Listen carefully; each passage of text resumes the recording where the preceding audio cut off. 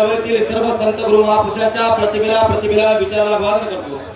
या भारतातील सर्वोत्तम भूमिपुत्र सिद्धार्थ धारक भगवान गौतम बुद्ध, क्रांती सूर्य महात्मा ज्योतिबा फुले, आरक्षणाचे जनक छत्रपती राजर्षी शाहू महाराज, छत्रपती शिवराय, संत रविदास, संत तुकाराम महाराज, संत तुकडोजी महाराज, संत गाडगे महाराज आणि तुमचा आमचा नव्हे, या देशातल्या प्रत्येक जन्मलेल्या माणसाचा 135 कोटी भारतीयांचा बाप परमपूज्य बोधिसत्व भारतरत्न विश्वभूषण महामानव प्रज्ञाश्री डॉक्टर बाबासाहेब आंबेडकर या महापुरुषांच्या विचाराला अभिवादन करतो। ज्यांनी बाबासाहेबांचा विचार लोकांपर्यंत पोहोचण्यासाठी काम केलं, ते महाकवी मानवराव खंडक आणि ज्यांची विद्रोही लेखणी बाबासाहेबांच्या विचारातला विद्रोह झळकत होती, ते पॅन्थर रामदेव ढासाळ आणि जग बदल घालणे गावात सांगून गेले भीमराव असं साहित्य लिहिणारे साहित्यरत्न लोकशाहीर अण्णाभाऊ साठे या तिन्ही साहित्यिकांना व त्यांच्या लेखणीला मी क्रांतिकारी विचारांना अभिवादन व्यक्त करतो। आणि आजच्या या धडक महामोर्चाच्या निमित्तानं मंचावर उपस्थित असलेला पूजनीय भिक्खू संघ यांना त्रिवार अभिवादन आणि सरसर आणि आनंदराज आंबेडकर साहेब यांच्या समोर होत असताना साहेब प्रास्ताविकाला मला उभं केले, खरं पण बोला काय प्रश्न लागला पण साहेब आता तुम्ही आम्हाला येत असताना रूम मध्ये सांगितले की आपल्याला फक्त हे सुरुवातीच्या विषयापासून केले गेले आणि षडयंत्र कशा पद्धतीने रचल्या गेलं या विषयावर आपण बोललं पाहिजे। आणि साहेब म्हणून ठरवलंय की हम बस किसी म्हणजे एखादी गोष्ट असते ना की हम लोग बस चमचों से नहीं लड़ना चाहते, चमचों से लड़ने से हमारी कोई लड़ाई नहीं है चमचों के साथ, हम चमचों को चलाने वालों हाथों पर वार करेंगे ताकि वो चमचे अपने आप गिर जाएंगे। म्हणून साहेब माओवादी सरकार आरएसएस सरकार जे केंद्रात बसलं होतं 2016 लिहिताना मी लिहिलं होतं मोदी सरकारच्या त्याच वेळेस की मी होतं कागज पे लिखी गजल, कागज पे लिखी गजल, बकरी चबा गई और चर्चा पूरे शहर में हुई कि बकरी शेर खा गई। कुदरत का करिश्मा देखो, चाय चाय चाय चाय, चाय की चुल्ली, चाय की पत्ती, चाय की केतली घूमने लगे। तो चाय से शुरू हुई सरकार गाय पर अटक गई और विकास विकास विकास विकास की मूवी कहीं रास्ते नहीं भटक गई। आज सब कुछ लट मट रहा है भगवान, सब कुछ लट मट रहा है, लड़कियां भाव खा रहे हैं, लड़के धोखा खा रहे हैं, किसान जहर खा रहा है, सीमा पर जवान गोली खा रहा है, पुलिस कुछ रिश्वत खा रही है और ये भाजपा के नेता मार खा रहे और कौन कहता है कि भारत भूखा है, हर कोई कुछ ना कुछ खा रहा है और फिर भी उलट पुलट हो रहा है। उस 2016 झाड़ू वाला दिल्ली का सीएम है, चाय वाला देश का पीएम है, 12 पास देश की शिक्षा मंत्री है और हमारे यहाँ के लोग इधर उधर भागने के लिए तैयार है पक्षांतर। और हम लोग क्या करें तो सरकार आपल्याला काम दे 59 जातीच्या एकीला तोडण्यासाठी काही लोकांना हाताशी धरून जाणीवपूर्वक एसटी वर्गात भांडण लावायचा प्रयत्न सुरू आहे। सुरुवातीला मराठा ओबीसी वर्ग लावला पण महाराष्ट्र पेटला नाही, लय प्रयत्न केले, वादच लागला नाही।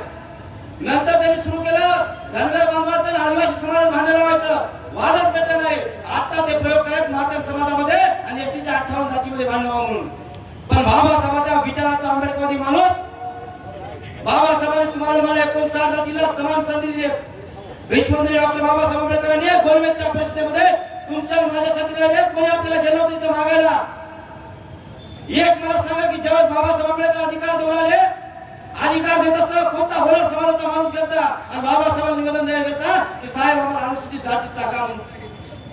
कोणता चर्मकार समाजाचा माणूस घेतला बाबासाहेब म्हणाला की साहेब आम्हाला अनुसूचित जातीमध्ये टाका म्हणून?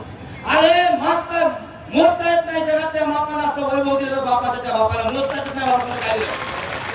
मागायची गरज पडली तुम्हाला मला होता भीमराव लय दिलदार तुला फुकट दिलं, सगळं फुकट दिले। ज्या समाज आतापर्यंत रस्त्यावरचा संघर्ष करायला खरं तर मराठा समाजाने 4 वेळेस आतापर्यंत गुलाम बदललाय, आणखीन कन्फ्युजन आहे, आरक्षण मिळालं का नाही। बाबासाहेबांनी तुम्हाला मला सगळे अधिकार दिले, फुकट दिले, एका ताटात 59 जातीला ठेवलं, देशातल्या 1200 जातीला एकत्र केलं। त्या बाबासाहेबांच्या आरक्षणाला धक्का लावण्याचं काम सुरू झालं होतं आणि म्हणून ज्यावेळेस महाराष्ट्रात षडयंत्र सुरू झालं, ज्या पद्धतीने विश्वमंत्री डॉक्टर बाबासाहेब आंबेडकरांच्या संविधानाप्रती बाबासाहेबांप्रती आक्रमकपणाने बोलण्याचा विरोधात बोलण्याची धाडस सुरू व्हायला लागले, त्यावेळेस मात्र मनात परमतल्या सगळ्या भीमसैनिकाला खंत वाटली आणि नेहमी आम्ही भाषणात प्रत्येक गावातून सांभाळत आमच्या जन्मदिनाला बापाबद्दल बोला आम्हाला काय वाटणार नाही। जब बात हमारे बाप बाबा साहब पर आएगी तो सामने कोई भी उसके औकात नहीं है। आज त्या समोरच्या माणसाची लायकी दाखवणे काम आपला बाबासाहेबांच्या विचाराचा विरोध काही लोकांना हाताशी धरून जाणीवपूर्वक केला झालाय, पण आपण 59 जातीची एकी ठेवण्यासाठी काम केलं पाहिजे. आणि साहेब त्याच वेळेस आम्ही सगळ्यांनी ज्यावेळेस पहिल्यांदा परमनंटली मीटिंग झाली त्याच मीटिंग मध्ये 1,500 पेक्षा जास्त मुलं गौतम नगरच्या चळवळीच्या केंद्रामध्ये जमा झाले होते साहेब. आणि त्याच्यानंतर ज्यावेळेस साहेब याच्या पुढे ज्यावेळेस आम्ही प्रत्येक गावागावात चालवलं, स्वतःच्या घरच्या वाकडी बांधून काही लोकांनी तिथं करून या सगळ्या मैदानात लोक जमा झाले.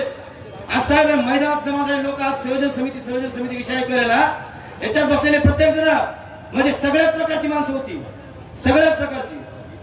म्हणजे आमचे अमोल असतील, आमचे प्रतिभाव असतील, आमचे सगळे ज्यांचे म्हणजे आमचे संजय मकरन असतील, ज्यांच्याजवळ गाड्या आहेत ते स्वतःच्या गाड्यात डिझेल टाकून या प्रचाराला सुरुवात करून आले. ज्यांच्याजवळ वेळ देणं शक्य आहे ते वेळ देऊन आले, ज्यांच्याजवळ धन आहे त्यांनी प्रत्येकाला धन दिलं. आजही साहेब मोर्चाला येत असताना प्रत्येकाला बॉटल वाटल्यात, कोणतरी अनुदान वाटप याच्या नंतर सुद्धा ही बाबासाहेबांच्या लेकराची दानत आहे. बाबासाहेबांची लेकरं देणारे औलाद आहे. तो देने वाले बाप की हम देने वाले औलाद है. देने वाले समाज में लाल पैदा होते और मांगने वाले समाज में दरार पैदा होते. म्हणून बाबासाहेबांची देणारे औलाद आहे.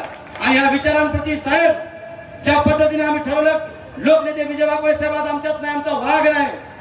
एकदा आपण जोरदार घोषणा फक्त लोकनेते विजय वाकळे साहेब असं ठेवू. शहीद लोकनेते विजय वाकळे साहेब अमर रहे. शहीद लोकनेते विजय वाकळे साहेब अमर रहे. साहेब काय गोष्ट काय योगाव आहे. हाच स्टेज होता, हीच जागा. सगळा समाज असाच रस्त्यावर उतरलेला ह्याच मंचावर.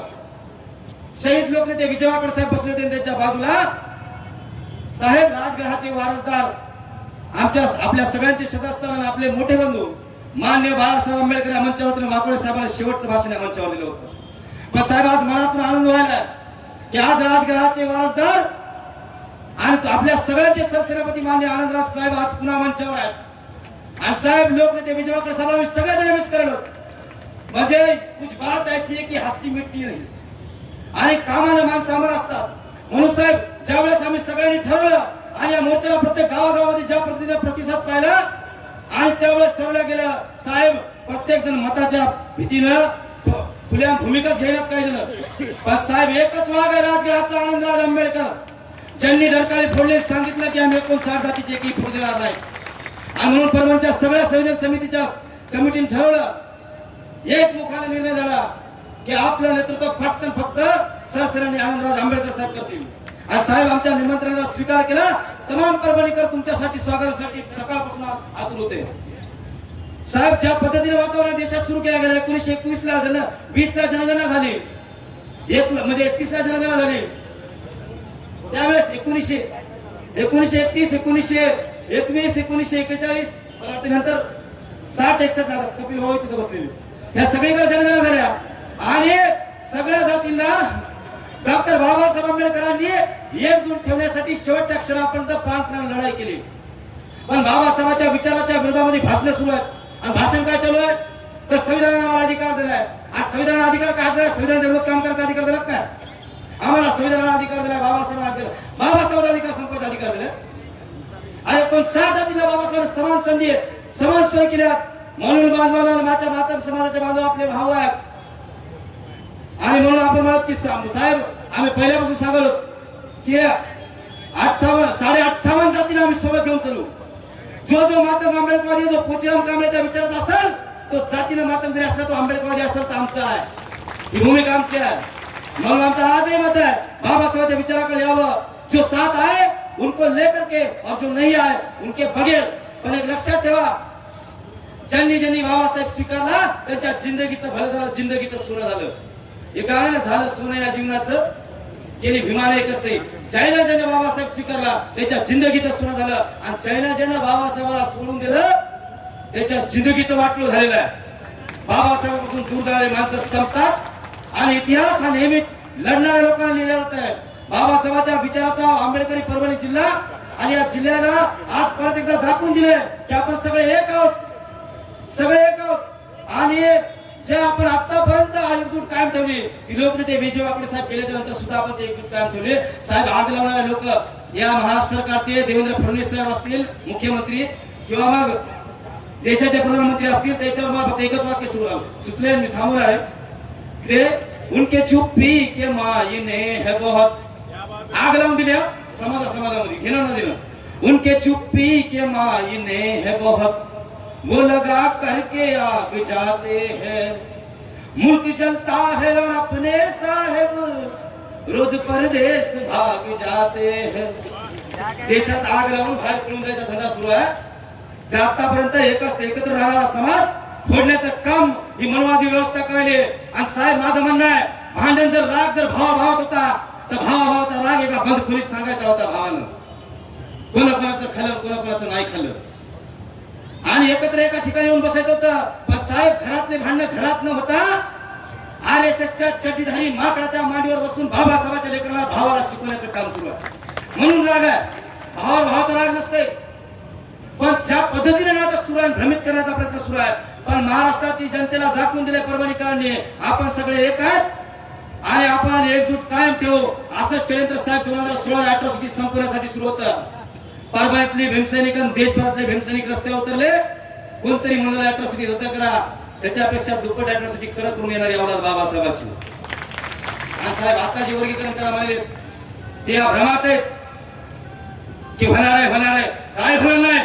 राजघराचे वारसदार आंबेडकर पाटील शेतन बाबासाहेबांचे लेकर रस्त्यावर मला कोणाचा दम नाही। हे सगळं वर्गीकरण करायचे सरकार जर कोणाला भीत असेल ना ते बाबासाहेबांच्या लेकराला भीती।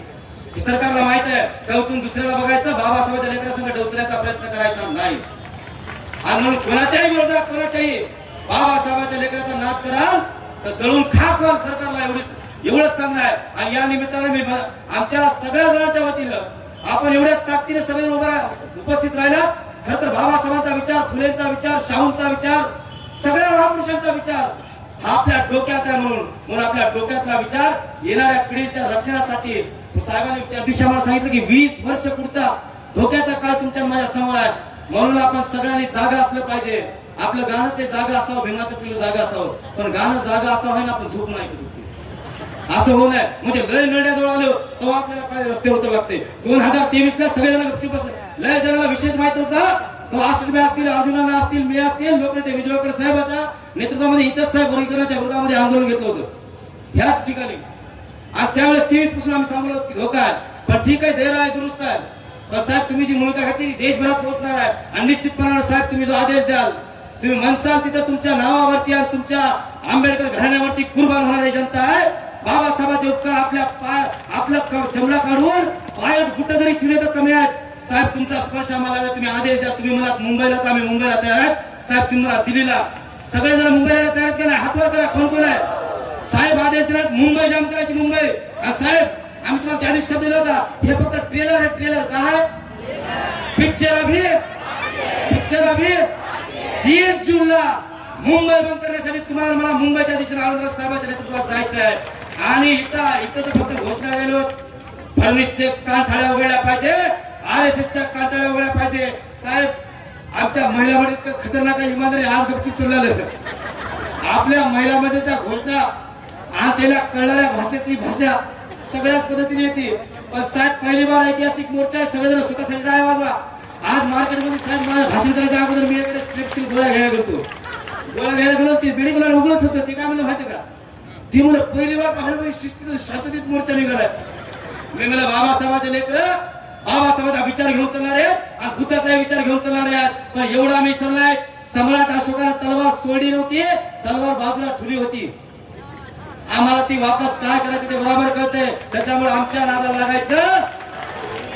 समजले वालों को इशारा, आणि ते इशारा फक्त RSS ला आहे, बाकीच्या मनावर घ्यायचं।